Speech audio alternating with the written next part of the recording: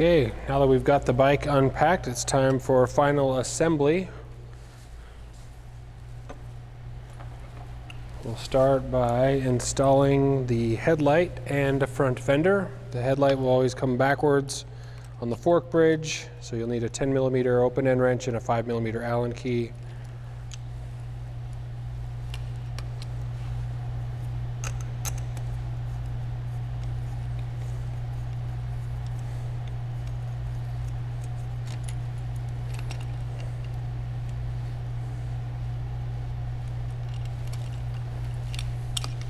Sometimes you may need to pull a little bit of the cable through the frame to make it so that you can install the light without it being too tight on the cable. Front fender, the eyelet for the bolt needs to go behind the fork brace. Very simple. Slide the bolt through. Install the nut.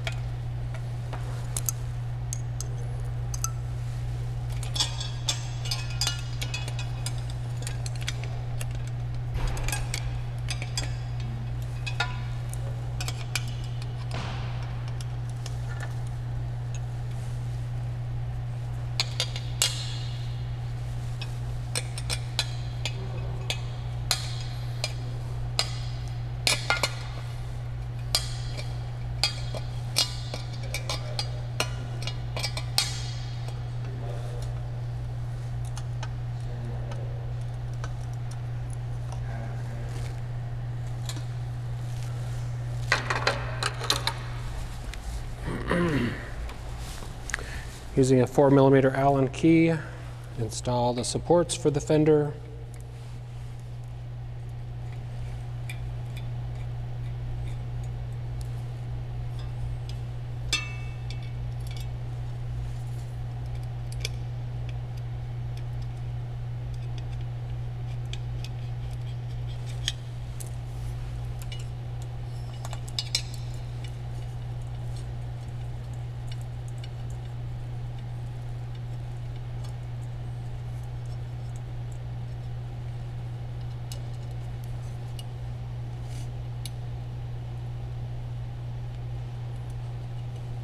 There's no specific torque value for tightening these bolts. Just make sure they are snug so that they don't vibrate while riding and fall out.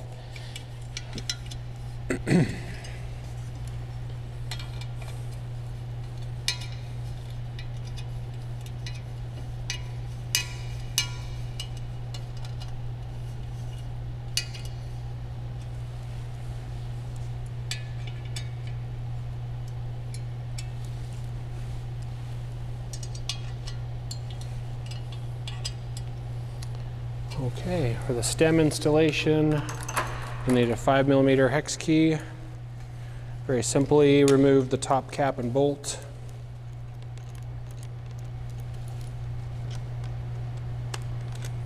These pieces will no longer be necessary for the final assembly. Make sure and hold the fork upright in the frame.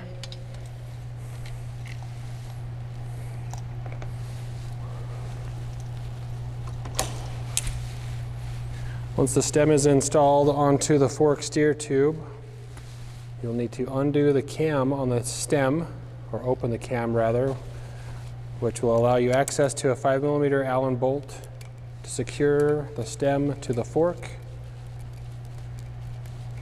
When tightening this, make sure holding onto the fork that there's no play side to side with the fork, back and forth, front to back. It doesn't need to be super tight. Just tight enough to hold everything together. And then for this point, just close the cam. The parts box included with this Magnum Navigator will include a few different things. First off is a tool kit that'll include some things that are needed when assembling the bike. The front wheel quick release skewer and the charger. Okay. For right now, the tools can stay in the box with the charger. All we need is the quick release skewer.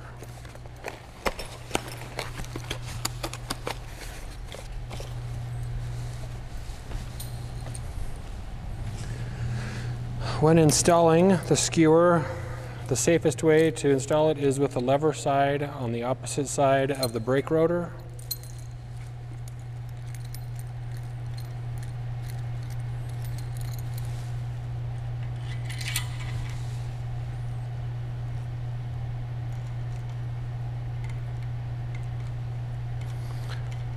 Loosely screw it on and attach it once the wheel is in the frame, or in the fork rather.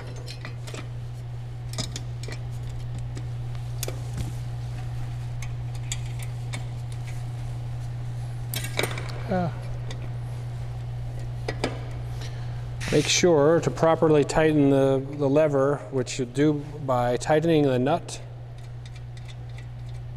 so that within the lever, from all the way open to all the way closed, you begin to feel friction halfway through the lever throw. All the way open, feel friction, and then finish closing the cam with your hand, and you tighten it with this nut.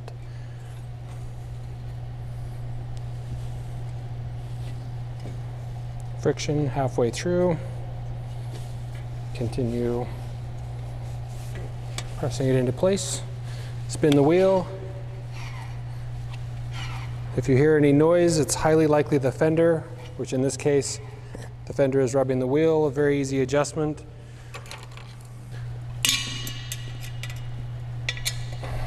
Loosen the 10mm nut from the backside. Physically pull the fender up as far as you can.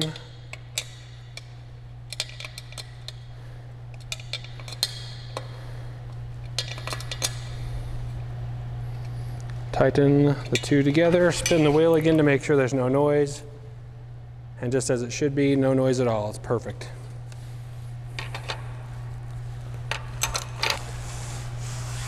There's a switch on the side of the stem. Push that back towards the stem top. Lift the cam. From there, there are serrations on both sides of the stem on the handlebar, which are easy seen here. Make sure that they are not visible. That means the handlebar is centered. You can pull the stem to an upright position on its pivot there.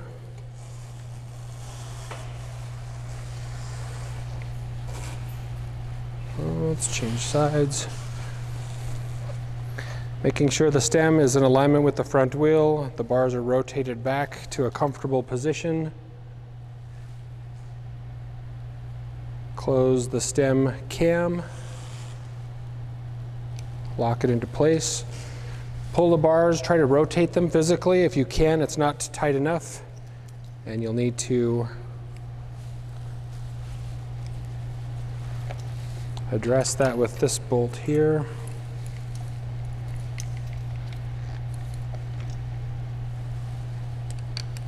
Half of a turn, a quarter of a turn should be adequate to tighten. That will add more friction to the clamp on the stem. Line the stem with the wheel and close the cam at this point. There's no more movement. It's perfect. Okay. Now with the 4mm Allen key, you need to tighten the stem onto the fork steer tube. Again, making sure the stem is aligned with the wheel.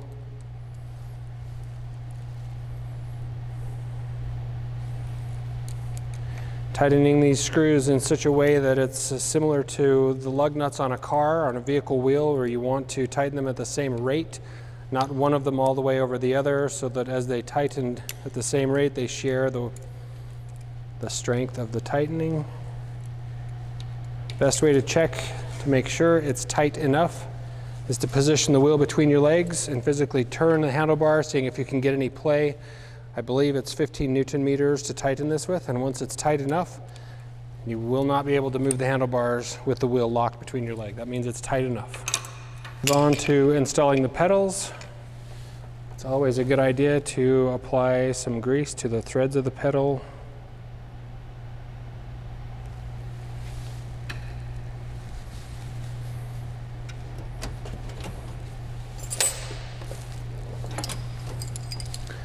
There are obviously two pedals. They're marked for the right or left sides of the bike. It's also worth noting that there are serrations on the left pedal. In every case where you see serrations, it's always the left side.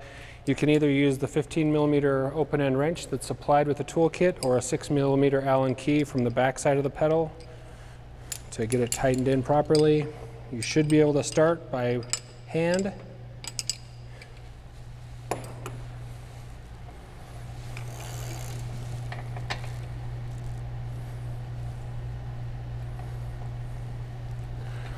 Once the pedal has begun to thread into the crank arm, it's easiest to, with the 15mm open end, attach the wrench to the pedal and just pedal the bike backwards. In a freewheeling position, it will naturally tighten the pedal in the rest of the way.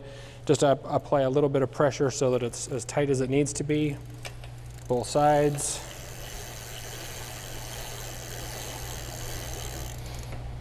Pedals are in. Magnum bicycles at our assembly facility, everything is not only installed, but it's also adjusted very well, almost perfectly. And in this case, if you spin the wheel, you hear no noise. We've adjusted the fender, but also worth noting is there's no drag on the brake. It spins freely. Just another perfect assembly for Magnum. It is worth noting a 5mm Allen key turned the bolts that attach the front brake caliper just to make sure it's safe. Safe, no surprise there. Same with the rear wheel.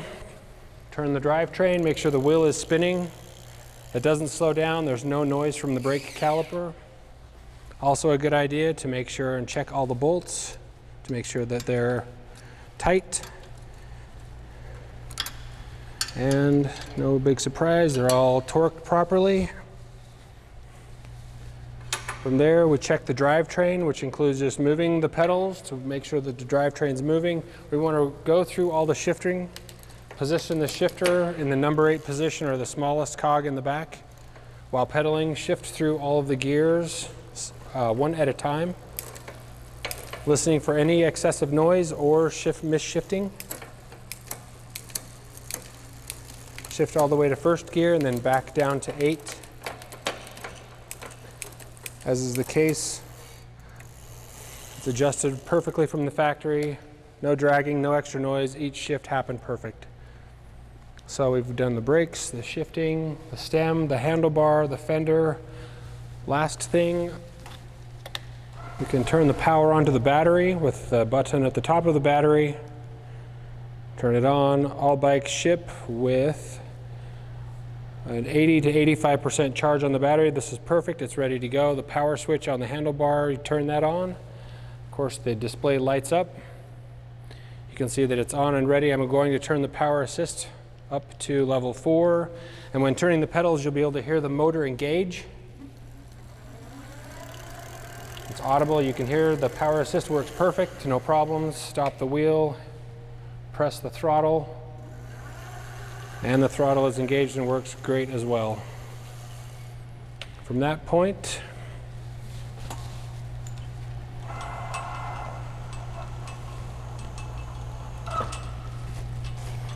remove the bike from the stand,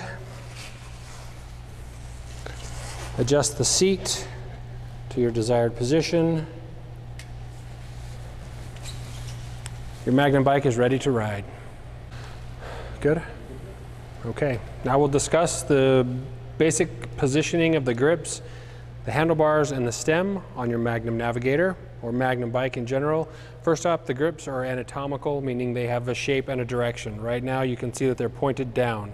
When you're on the bike, naturally, all of a sudden your wrist will be pointed down and also your wrist in an uncomfortable position. You can literally just, with enough force, turn that so that the angle now is more horizontal or parallel with the ground, and that will position your wrist in a much more comfortable setup. Doing that to both sides will increase the quality of your ride. Pay attention to that on all your bicycles, not just Magnum. Secondly, with the stem, again, we discussed the switch that will allow you to pull this back towards the rider. Open the cam. This will allow you to rotate the bar and raise and lower the angle on the stem. First thing, you want to raise the stem as it is right now, approximately a 90-degree angle.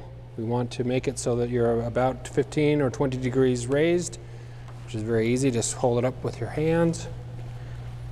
something similar to that. And then if you'll pay attention and note on the handlebar where the serrations are, so it stays when the clamp is closed so that the handlebar stays positioned. You want to center this in the clamp so that it's centered. We've got the handlebar, the grips. Now you just have to close the clamp. Make sure, grab the brake levers and the grips and try to twist the bar manually. If it stays put, everything is tightened the way that it should be, and you're good to ride.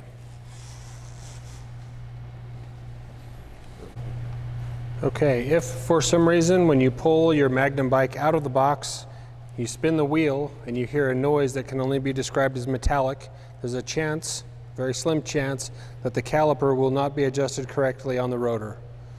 If you hear a noise that sounds something like this, and there's a chance this is not adjusted properly, in which case you'll simply need to adjust with a 5mm Allen key the 2 bolts that fix the caliper onto the fork. Once these are loose, you can physically move the caliper from side to side to orient it over the rotor correctly, making sure then to tighten your caliper mounting bolts accordingly. And as all Magnum bikes do, come from the factory assembled and adjusted. You shouldn't be able to hear anything or see zero sag or slowing of the wheel. This is a perfect adjustment. You're ready to go.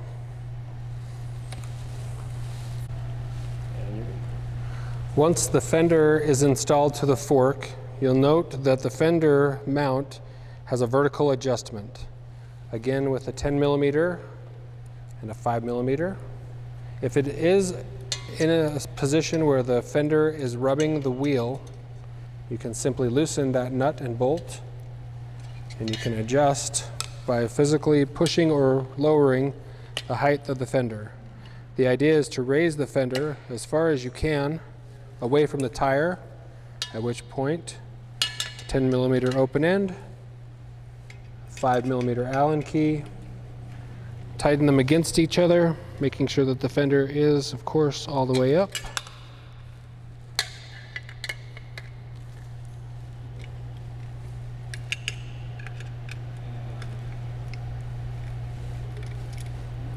Once that is tightened, align your headlight. Make sure one last time that your nut and bolt are tight. Spin the wheel. There's zero noise. It's centered. You're ready to ride. Right. Okay. When checking the shifting and the drivetrain adjustment of your Magnum bike, simply run the drivetrain, shift on the handlebar down to the 8th or 7th position, which is the smallest cog. Pay attention to the noise. If there's no noise, that's perfect. If you shift one gear at a time and hear no rubbing or metal noise, moving the shifting up one at a time and back down, that means your Magnum bike is adjusted properly. If, however, you hear a noise such as this, I'm tightening the cable using the barrel adjuster. Now you can hear a skipping noise, and the shifting will make the noise worse. That simply means that the cable may be too tight or too loose. Please work with the technician if you don't know how to adjust this, but it simply requires changing the cable tension until you don't hear the noise anymore. Check the shifting one shift at a time. No noise, crisp shifts in between each cog. Your bike is ready to ride.